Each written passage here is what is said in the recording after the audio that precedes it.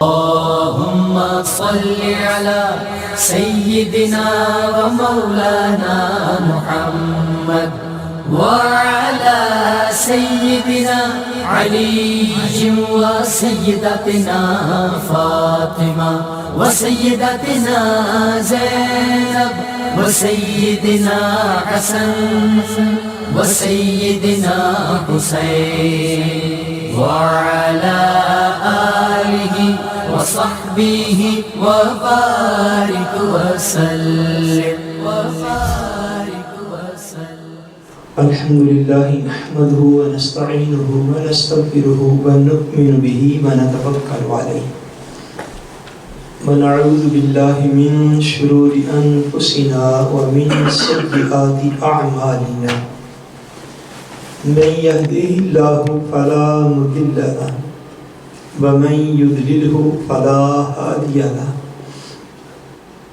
ونشهد أن لا إله إلا الله وحده لا شريك له ونشهد أن محمدا عبده ورسوله أما بعد أعوذ بالله من الشيطان الرجيم بسم الله الرحمن الرحيم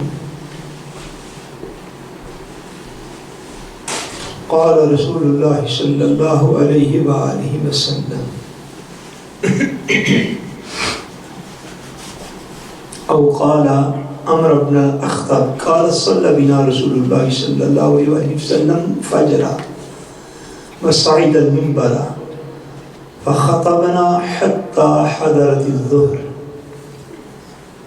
فنزل فصلى ثم صعد المنبر فخطبنا حتى حضرت العصر ثم نزل فصلى ثم صعد المنبر فخطبنا حتى غربت الشمس فأخبرنا بما كان وبما هو كائن فأعلمنا أحفظنا آمنت بالله صدق الله العظيم وصدق رسوله النبي الكريم ونحن على ذلك من الشاهدين والشاكرين والحمد لله رب العالمين إن الله وملائكته يصلون على النبي يا أيها الذين آمنوا صلوا عليه وسلموا تسليما اللهم صل على سيدنا ومولانا محمد وعلى آله وصحبه وبارك وسلم اللهم صل على سيدنا ومولانا محمد وعلى آله وصحبه وبارك وسلم الصلاة والسلام عليك يا رسول الله وعلى آلك وأصحابك يا حبيب الله اللہ تبارک و تعالی وحدہ لا شریک بے پایہ فضل و کرم اور احسان و انعام ہے کہ جس نے باعث تخلیق کائنات اور رحمت للعالمین شافع روز جزا خاتم النبیین حضور سیدنا محمد مصطفیٰ صلی اللہ علیہ وآلہ وسلم کے مبارک وسیلہ سے ہم سب کو دولت ایمان عطا فرمائی اللہ تبارک و تعالی کما حق ہو ہم اس دولت کی قدر کرنے کی توفیق عطا فرمائے آج کے خطبہ جمعۃ المبارک میں جس عنوان کے تحت ہم گفتگو کرنا چاہ رہے ہیں وہ گزشتہ دنوں پاکستان میں جو حالات و واقعات رونما ہوئے اور ہمسایہ ملک جو ہندوستان ہے اس کے ساتھ کشیدگی جو ہے وہ پاکستان کی بہت بڑھ گئی پھر آپ سب کے علم میں ہے جس طرح انہوں نے بعض خاص طور پر جو کنٹرول لائن ہے وہاں پہ بار بار اس کی خلاف ورزی بھی کی اور ہوائی حملہ کے ذریعے بھی پاکستان کو ڈرانے اور دھمکانے کی کوشش کی اس میں اللہ نے فضل فرمایا تو وہ ناکام ہو گئے اور افواج پاکستان کو اور پاکستان کی قوم کو اللہ تعالیٰ نے اس میں سرخرو فرمایا۔ ان دنوں میں جو تھا بعض میڈیا چینلز پر اور بعض سوشل میڈیا پر یقیناً احباب نے بار بار شاید ایک لفظ سنا ہو جس کو غزوہ ہند کہا جاتا ہے. کیا کہتے ہیں؟ غزوہ ہند. تو اس حوالے سے آج کے خطبہ جمعۃ المبارک میں ایکچولی غزوہ ہند کے حوالے سے جو ہے وہ کچھ چیزیں جو ہے وہ میں عرض کرنا چاہتا ہوں تاکہ امت مسلمہ کو اپنے ہونے کا احساس بھی رہے اور حضور علیہ السلام کے فرمودات کی روشنی میں وہ انفرادی سطح سے لے کے اجتماعی سطح تک اپنے لائحہ عمل کو بھی ہمیشہ درست کرتی رہے. حضور علیہ السلام کے فرمان جو ہیں یہ نا امیدی میں اور مایوسی میں امید کے چراغ امت کے اندر روشن رکھتے ہیں. مسلمانوں پر بڑا بڑا سخت وقت بھی آیا ہے اور آتا رہا ہے، آج بھی ہے، مگر ہر دور میں علم کی شمع جو ہے اس کو علم کے خادموں نے کبھی بجھنے نہیں دیا، بڑی سختی کے دور میں بھی. کیونکہ اگر علم کا باب بند ہو جائے تو امت تو مایوسی کا شکار ہو جائے. حضور نبی کریم رؤوف الرحیم صلی اللہ علیہ وآلہ وسلم کو اللہ تبارک و تعالیٰ نے جو علوم غیبیہ عطا فرمائے، آقا جہاں صلی اللہ علیہ وآلہ وسلم نے اپنی حیات ظاہری کے بعد امت میں رونما ہونے والے واقعات کو یوں بیان فرمایا گویا کہ حضور اپنی آنکھوں سے ان واقعات کو ہوتا ہوا دیکھتے تھے. سو آقا تو جہاں صلی اللہ علیہ وآلہ وسلم نے بعض دفعہ ایسا بھی ہوا کہ حضور نے صحابہ اکرام کو بڑے بڑے طویل اور بڑے بڑے لبے جو تھے وہ خطاب جو ہے وہ ارشاد فرمائے. عام معمول یہ تھا جس کا ہم نے یہ جمعۃ المبارک کے مسائل میں ہم نے ذکر کیا، عام معمول یہ تھا کہ آپ کی نماز بھی اعتدال میں ہوتی تھی اور آپ کی خطبات بھی اعتدال میں ہوتے تھے. اور بعض بات ایسا بھی ہوتا کہ حضور علیہ السلام صحابہ اکرام کو بڑے بڑے لمبے خطبات جو تھے وہ بھی ارشاد فرمایا گیا. صحابہ کرام رضوان اللہ تعالیٰ علیہم اجمعین ارشاد فرماتے ہیں، یہ صحیح مسلم شریف کے حدیث پاک یہاں سے شروع کرتے ہیں. حضور نبی کریم صلی اللہ علیہ وسلم کی ایک خطبے کے حوالے سے حضرت عمر بن اخطب رضی اللہ تعالیٰ عنہ وہ ارشاد فرماتے ہیں صلی بنا رسول اللہ صلی اللہ علیہ وآلہ وسلم الفجر وصعد المنبر فخطبنا حتى حضرت الظہر. فرماتے ہیں کہ ایک روز آقا دو جہاں صلی اللہ علیہ وآلہ وسلم نے ہمیں فجر کی نماز پڑھائی. کون سی نماز پڑھائی؟ فجر کی نماز پڑھائی. اور فجر کی نماز پڑھا کے وصعد المنبر تو حضور علیہ السلام منبر پر رونق افروز ہو گئے. حضور منبر پر تشریف لے آئے.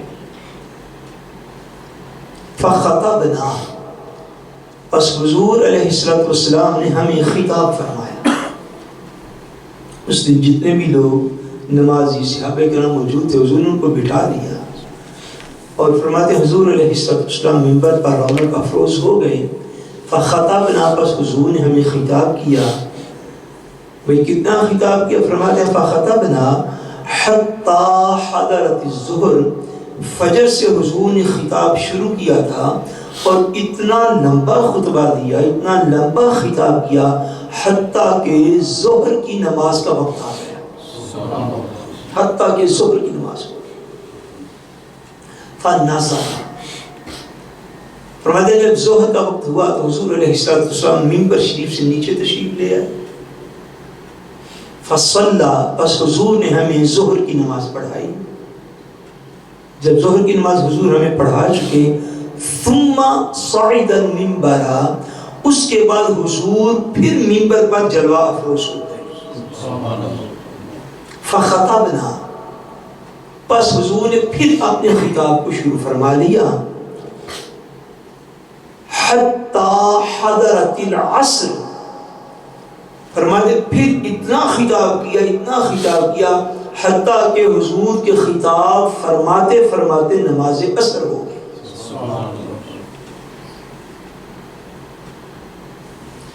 ثم نزل، فرماتے پھر حضور علیہ السلام منبر سے نیچے تشریف لے آئے. فصلی، پھر حضور نے ہمیں نماز عصر پڑھائی. پھر کیا ہوا؟ فرماتے خطاب ختم ہوا.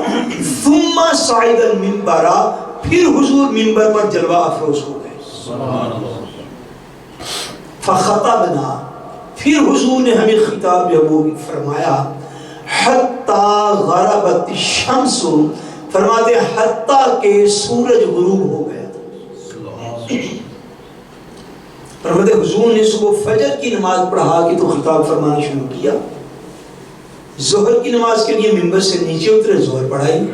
ظہر پڑھا کے پھر ممبر پر جلوہ افروز ہو گئے، پھر خطاب فرمایا. عصر تک فرمایا، پھر عصر کی نماز پڑھائی. پھر ممبر پر جلوہ افروز ہو گئے. اور جو صبح فجر پہ خطاب شروع کیا تھا وہ مغرب کی نماز تک حضور کا وہ خطاب جاری رہا. فرماتے اس میں تھا کیا؟ اب سنیے آگے. فرماتے ہیں فَأَخْبَرْنَا بِمَا كَانَ وَبِمَا هُوَ كَائِنٌ. فرماتے ہیں کہ حضور علیہ السلام نے اس دن اس دنیا میں جو کچھ پہلے ہو چکا تھا اور جو قیامت تک ہونے والا تھا، حضور نے ہر بات کی ہمیں خبر عطا فرما دی تھی. سبحان اللہ، سبحان اللہ، سبحان اللہ.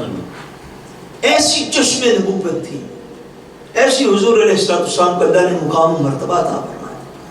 فرماتے ہیں کہ بما کان و بما ہوا کائن، جو کچھ اس روئے زمین پر اس سے پہلے ہو چکا تھا حضور نے اس کا بھی بیان فرمایا، اور جو کچھ قیامت تک ہونے والا تھا حضور نے اس کا بھی بیان فرما دیا. فَأَعْلَمُنَا أَحْفَظُنَا، فرمایا ہم میں بڑا عالم وہ کہلاتا ہے جس نے حضور کا اس دن کا خطاب زیادہ یاد رکھا ہوا ہے. فرمایا صحابہ میں بڑا عالم وہ ہے جس نے وہ خطاب حضور کے زیادہ یاد ہے. کہ آقا دو جہاں صلی اللہ علیہ وآلہ وسلم نے ہر چیز امت پر کھول کھول کے بیان فرما دیا، ہر دور کے واقعات کو ارشاد فرما دیا. اور احادیث کی جتنے بھی کتب ہیں جو بعض بات مفہوم اور تراجم اور شروح جو ہے آپ علماء سے سنتے رہتے ہیں، جس میں جتنی قیامت کی نشانیاں بیان فرمائی گئی ہیں وہ کیا سیدھا سادہ حضور علیہ السلام کے علم غیب نہیں ہے؟ بولیے ہے کہ بھئی کائنات میں جو کچھ حضور کے بعد ہونے والا تھا وہ سارا کچھ حضور علیہ السلام نے امت کو پہلے ارشاد فرما دیا، اور پہلے اس کی ساری اطلاع جو تھی وہ امت کو عطا فرما دی. ایک اور حدیث پاک میں، یہ بھی صحیح مسلم شریف کے اندر ہے کتاب الفتن میں، پہلی حدیث پاک کا نمبر 7139 ہے 7139، اور اس حدیث پاک کا نمبر 7130 ہے 7130. حضرت ثوبان رضی اللہ تعالیٰ عنہ حضور علیہ السلام کے آزاد کردہ غلام، وہ روایت فرماتے ہیں. فرماتے ہیں قال رسول اللہ صلی اللہ علیہ وآلہ وسلم ان اللہ زوالی الارض فرأیت مشارقها ومغاربها. فرماتے حضور علیہ السلام نے ایک روز ارشاد فرمایا کہ اللہ تبارک و تعالیٰ نے میرے لیے، حضور فرماتے ہیں، ساری روئے زمین کو سمیٹ دیا. کیا فرمایا؟ اللہ نے میرے لیے ساری روئے زمین کو سمیٹ دیا. تو کیا ہوا؟ جب ساری روئے زمین کو سمیٹ دیا، فرأیت مشارقہا و مغاربہا، پس میں نے زمین کے مشرق و مغرب کو اپنی آنکھوں سے دیکھ لیا۔ سبحان اللہ۔ میں ساری روئے زمین ایک دن میرے لیے سمیٹ گئی، یوں سمجھے پلیٹ میں رکھ کے حضور فرماتے میرے سامنے پیش کی گئی۔ ساری روئے زمین کو سمیٹ دیا گیا اور سمیٹ کے میرے سامنے رکھی گئی، حتیٰ کہ میں نے زمین کے مشرقی علاقے سے لے کر زمین کے مغربی علاقے تک ساری روئے زمین کو فرأیت، میں نے اس کو دیکھ لیا۔ سبحان اللہ، میں نے اسے دیکھ لیا۔ وَإِنَّ أُمَّتِي سَيَبْلُغُ مُلْكُهَا مَا زُوِيَ لِي مِنْهَا۔ حضور علیہ السلام ارشاد فرماتے ہیں کہ ساری روئے زمین کو میرے لیے سمیٹ دیا گیا، میں نے اس کے مشرق و مغرب کو دیکھ لیا، پس فرمایا وہ جو ساری زمین جو میرے سامنے پیش کی گئی سمیٹ کر اکٹھی کر کے، فرمایا جو میں نے ساری روئے زمین کے مشرق و مغرب دیکھے، فرمایا دھیان سے میری بات سنو، ان امتی سیبلغ ملکها ما زوی لی منہا، فرمایا جتنی زمین ساری میرے لیے سمیٹتی گئی تھی، میں آج تمہیں بتا کے جا رہا ہوں میری امت کی حکومت جو ہے وہ سارے زمین کے مشرق اور مغرب پر قائم ہو جائے۔ حضور کا فرمان، فرمایا ان امتی سیبلغ ملکها ما زوی لی منہا، پہلے فرمایا ساری روئے زمین میرے لیے سمیٹی گئی، اب فرمایا وہ جو ساری سمیٹی گئی تھی، سنو اس ساری روئے زمین تک میری امت کی حکومت جا پہنچی، میری امت کی حکومت جا پہنچی، میری امت کی سلطنت میں وہ ساری روئے زمین ایک دن شامل ہو جائے۔ آپ کا خیال ہوگا کہ آپ یورپ پیسے کمانے آئے ہیں، تقدیر کا کچھ اور خیال بھی ہو سکتا ہے۔ اللہ جس سے چاہے وہ بے نیاز ہے، وہ جب چاہتا ہے تو ابابیلوں سے ہاتھیوں کو بھی مروا کے رکھ دیتا ہے، مرواتا ہے کہ نہیں مرواتا؟ مروا دیتا ہے، بے نیاز اس کے، جس سے چاہے جب چاہے جیسا چاہے کام کرے۔ پر حضور کا یہ فرمان ہے صحیح مسلم شریف میں، فرمایا ساری روئے زمین کو سمیٹا گیا، میں نے اس کے مشرق و مغرب کو دیکھا، اور وہ جو ساری روئے زمین سمیٹی کی، فرمایا بے شک میری امت کی حکومت ساری روئے زمین کے ان کناروں تک جا پہنچی۔ وَأُعْطِيتُ الْكَنْزَيْنِ الْأَحْمَرَ وَالْأَبْيَضَ، فرمایا مجھے سرخ اور سفید دو خزانے بھی عطا فرمائے گئے، مجھے سرخ اور سفید دو خزانے بھی عطا فرمائے گئے، کیونکہ پہلے حکومت کا ذکر ہے اور مسلمانوں کی ساری روئے زمین پر سلطنت کے قائم ہونے کا ذکر ہے، ممکن ہے اس سے مراد سرخ اور سفید اقوام جو ہے ان کے خزانے سے مراد ہو سکتے، لیکن یہ الفاظ حدیث سے پاکے یہ ہیں وَأُعْطِيتُ الْكَنْزَيْنِ الْأَحْمَرَ وَالْأَبْيَضَ، مجھے سرخ اور سفید دو خزانے بھی عطا فرمائے گئے۔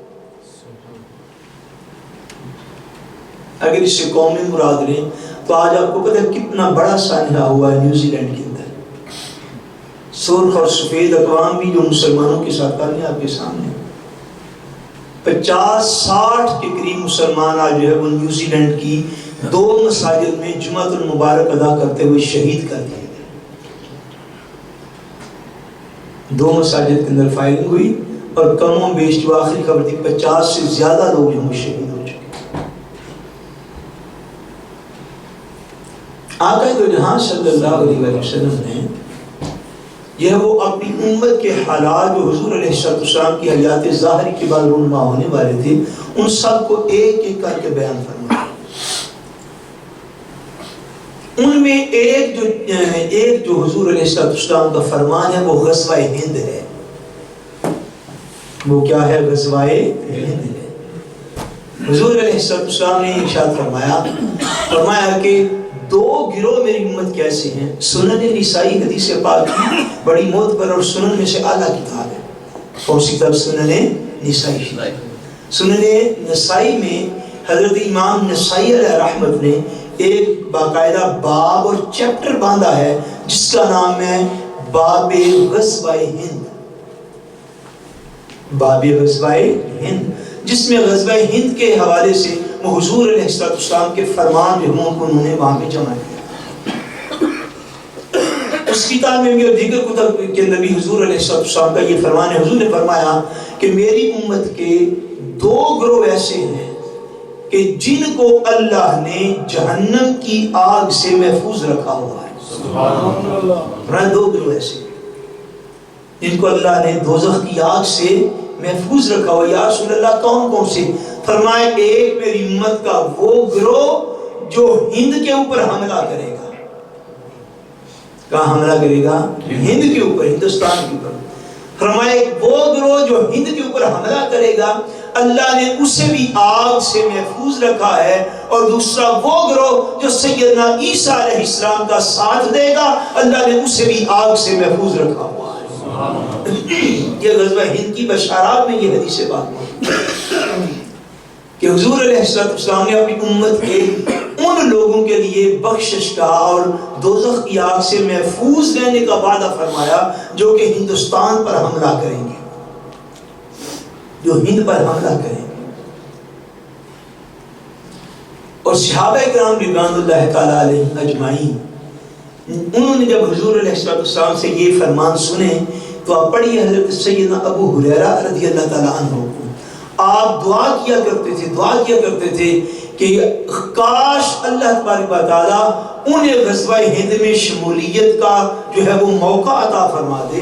تو آپ دعا کرتے تھے اگر مجھے وہ موقع ملا تو میں اپنی مال، جان، اولاد، اسباب ہر چیز خرچ کر کے تو ہند کے لشکر میں شامل ہو جاؤں گا۔ اور یہاں کا فرمان ہے حضرت ابو ہریرہ کا کہ جو ہند کے اوپر حملہ کرتے ہوئے لوگ شہید ہوں گے وہ افضل الشہداء، حضور کی امت کے شہداء میں سے بھی اعلیٰ مرتبہ پائیں گے۔ اور فرمایا جو شہید نہیں ہوں گے غازی بن کے واپس آ جائیں گے ان کو بھی اللہ تبارک و تعالیٰ مغفرت عطا فرما دے گا۔ سو اس جو ہند کی جو جنگ ہے اس کے حوالے سے احادیث میں کئی بشارات جو موجود ہیں، اور صحابہ کرام رضوان اللہ تعالیٰ علیہ اجمعین نے حضور سے اس کا اتنا سنا کہ صحابہ کرام اس میں شمولیت کے لیے اللہ سے دعائیں کیا کرتے۔ علماء کا، شارحین کا، مفسرین کا، ان کا یہ خیال ہے کہ آقا دو جہاں صلی اللہ علیہ وسلم نے وہ جو فرمان کی ارشاد فرمائے اس میں حضور علیہ السلام کے حیات ظاہری کے بعد سے لے کر قیامت تک جتنے بھی لشکر ہندوستان پر حملہ کریں گے اللہ کریم سارے لشکروں کو اس کا فیض عطا فرمائے گا، حتیٰ کہ آخری جنگ ہوگی جس کا بھی حضور علیہ السلام نے ارشاد فرمایا۔ اس کے حوالے سے ہم آئندہ جمعہ المبارک کو تفصیل کے ساتھ جو ہے یعنی جتنے بھی لوگ ہندوستان پر حملہ آور ہوں گے مسلمان ہیں ان کو اس حدیث پاک سے اخذ فیض کرتے ہوئے اللہ کریم ان کے لیے بخشش کی اور مغفرت کی بشارت اس کے اندر موجود ہے۔ مگر آخری اور مین اور اہم جنگ جس کا حضور علیہ السلام نے ارشاد فرمایا جو موت ہند کے لڑی جائے گی، جو ہندوستان کے خلاف لڑی جائے گی اور مسلمان جس کے اوپر حملہ کریں گے جو غزوہ ہند کے نام سے مشہور اور معروف ہے، وہ آخری جنگ جو ہے اس کے لیے لشکر جو ہے وہ بیت المقدس سے روانہ ہوگا۔ کہاں سے روانہ ہوگا؟ بیت المقدس سے روانہ ہوگا۔ اور وہ آخری جنگ جو ہے وہ حضرت سیدنا امام مہدی علیہ السلام ان کی قیادت میں لڑی جائے گی۔ اس کی تفصیل انشاءاللہ تعالیٰ اندر جمعہ المبارک کو میں اس کے لیے کوشش کروں۔ سر دست آپ یوں سب یہ تاریخی اعتبار سے کہ حضور علیہ السلام کے ظاہری طور پر پردہ فرمانے کے بعد صحابہ کرام رضوان اللہ تعالیٰ علیہم اجمعین ابھی خلفائے راشدین کا دور تھا۔ کس کا دور تھا؟ خلفائے راشدین کون؟ سیدنا ابو بکر صدیق، سیدنا عمر فاروق، سیدنا عثمان غنی اور سیدنا مولا علی المرتضی۔ پہلی دفعہ جب عالم اسلام جو ہے وہ ہند کے علاقوں پر حملہ آور ہوا ہے یہ ہجری 37 کی بات ہے۔ کس سال کی بات ہے؟ ہجری 37، ہجری 37 کی، اور یہ خلفائے راشدین کا دور ہے۔ یہ کون سا دور ہے؟ خلفائے راشدین کا یہ دور بنتا ہے۔ حضرت حارث بن مرہ فہری وہ پہلے عظیم مجاہد اسلام تھے جنہوں نے مکران کے راستے سب سے پہلے ہند پر حملہ کرنے کا اعزاز حاصل کیا۔ یہ ہجری 37 کی بات ہے، اور یہ مکران جو ہے یہ ڈیوائیڈڈ ہے بلوچستان میں اور ایران کے علاقوں میں۔ اس کے بعد ہجری 44 کے اندر، کس سال میں؟ ہجری 44 میں، اور یہ دور حضرت سیدنا معاویہ رضی اللہ تعالیٰ عنہ کا۔ اس دور میں یہ کابل کے اوپر، یہ جو افغانستان کا موجودہ کیپٹل ہے، اس علاقے میں کابل میں ایک مسلمان مجاہد جو تھے انہوں نے حملہ کیا، حضرت عبد الرحمن بن ربیعہ۔ وہ مجاہد تھے جنہوں نے کابل کے اوپر حملہ کر کے یہاں پہ فتح پائی، اور یہ اوائل دور کے اندر کابل کے لوگ تب مسلمان ہوئے۔ یہ ہجری 44 کی بات ہے، یہ تب کہ یہ مسلمانوں کے علاقے اس سال یہ ہجری 40 اور یہ حضرت معاویہ رضی اللہ تعالیٰ عنہ کا خلافت راشدہ کے معن بعد جو دور آیا یہ وہ دور ہے۔ پھر جو مشہور واقعہ جو تاریخ میں سارے لوگوں نے کم و بیش سنا ہوا ہے کہ حضرت محمد بن قاسم نے سندھ کے علاقے پر حملہ کیا۔ اس علاقے پر سندھ، وہ جو راجہ داہر نے مسلمانوں کی عورتوں کو پکڑ لیا، چھوڑنے سے انکار کر دیا، بحری جہاز پہ قبضہ کر لیا، لوٹ مار کی وغیرہ وغیرہ۔ محمد بن قاسم جو تھے انہوں نے سندھ پر جو حملہ کیا، یہ ہجری 93 کی بات ہے۔ کب کی بات ہے؟ ہجری 93۔ یعنی اسلام میں حضور علیہ السلام کی ہجرت کو بھی 100 سال پورا نہیں تھا ہوا، 100 سال ابھی پورا نہیں تھا ہوا کہ یہ جو علاقے تھے افغانستان کے، ہندوستان کے، بلوچستان کے، یہاں تک صحابہ کرام اور تابعین جو ہیں انہوں نے ان علاقوں کے اوپر حملہ کر کے ان کو زیر نگی کر کے لوگوں کو اسلام کی دعوت دے کے اس علاقے میں بے شمار لوگ جو تھے انہوں نے اسلام کو اپنے دامن میں بسا لیا۔ آپ کو پتا جب محمد بن قاسم تو واپس گئے تو سندھ کے تو ہندو بھی روتے تھے، سندھ کے غیر مسلم بھی روتے تھے۔ انہوں نے عدل و انصاف کا ایسا نظام قائم کر دیا کہ جب اسلامی اسٹیٹ نے انہیں واپس بلا لیا بغداد میں، کیا واپس آ جائیے۔ محمد بن قاسم جب اس فرمان کی روشنی میں واپس پلٹے تو سندھ کے ہندو بھی روتے تھے کہ ہم بے شک ہندو کے ہندو رہے، مسلمان تو نہیں ہوئے، لیکن عدل و انصاف کا ایسا مظاہرہ ہم نے کائنات میں کبھی نہیں دیکھا۔ سبحان اللہ۔ یہ پہلی صدی ہجری کا سارا دور تھا۔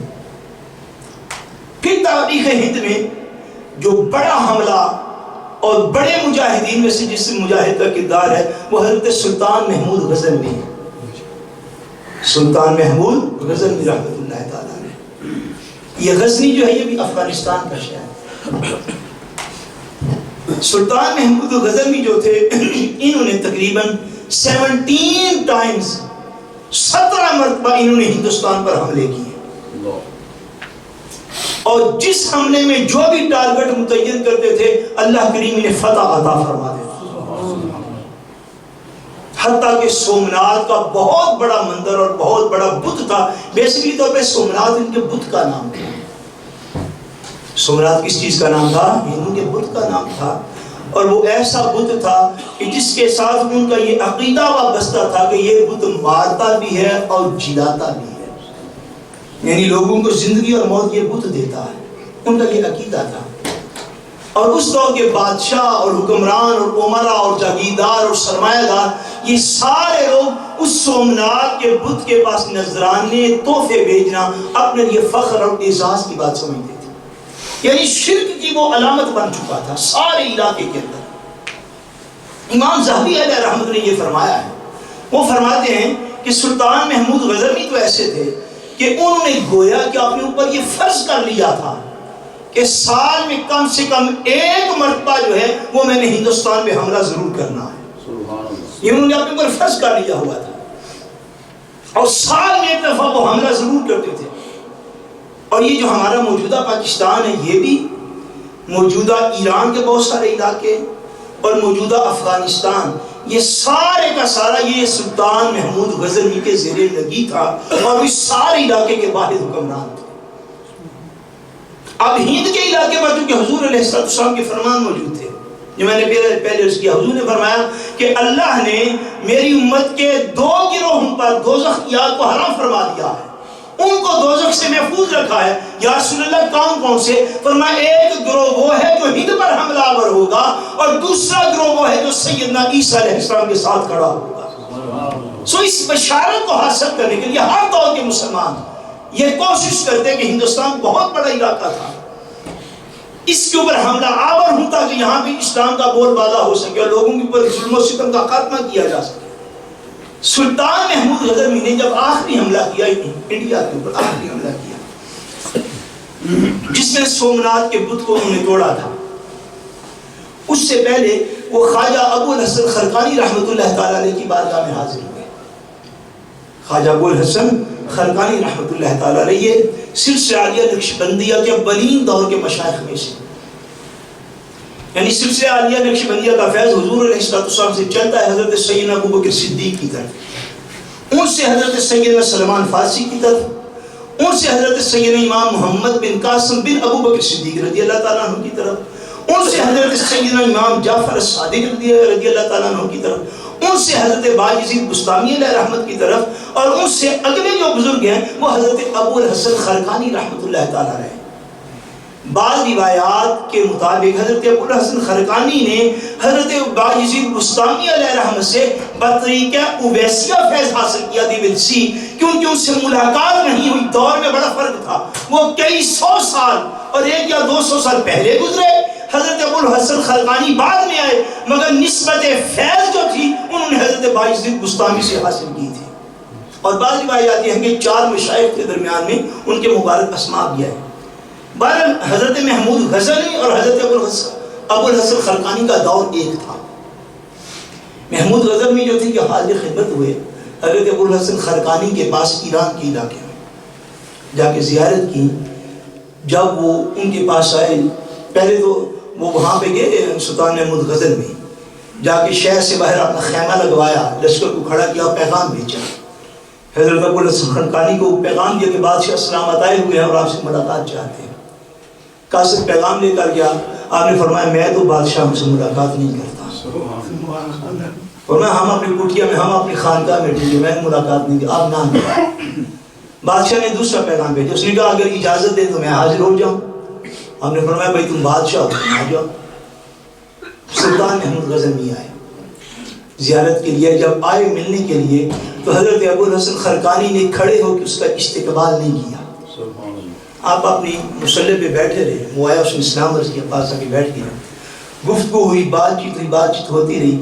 حضرت ابو الحسن خرقانی جب جانے لگے، جب وہ سلطان محمود غزنوی جانے لگا، اس وقت آپ نے کھڑے ہو کے تو اس کو جو تھا وہ الوداع کیا۔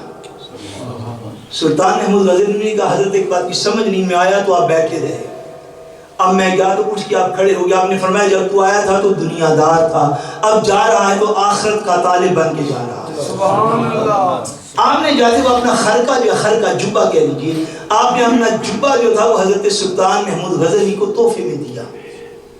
حضرت ابو الحسن خرقانی رحمۃ اللہ تعالیٰ علیہ نے جو 6 نمبر پر غالباً شیخ بنتے سلسلہ عالیہ نقشبندیہ، سلطان محمود غزنوی نے جب 17واں حملہ کیا نا سومناتھ کے اوپر، تو سومناتھ کے اوپر جب حملہ کیا اس سے پہلے اس کی ملاقات ہو چکی ہوئی تھی۔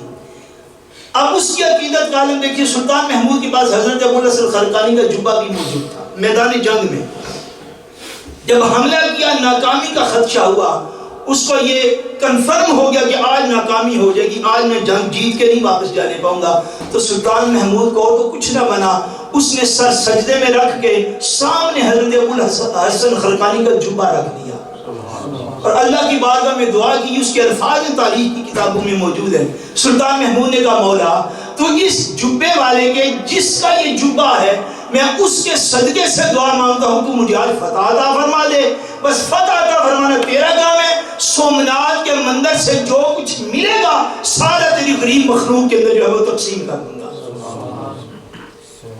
تاریخ میں یہ ہے کہ حضرت محمود غزنوی جب یہ دعا مانگ کے باہر نکلے، یک آسمان سے کالے بادل آئے، گرج اور چمک شروع ہوئی، جس سے ڈر کی وجہ سے ہندوؤں کی تلواریں آپس میں چل گئی۔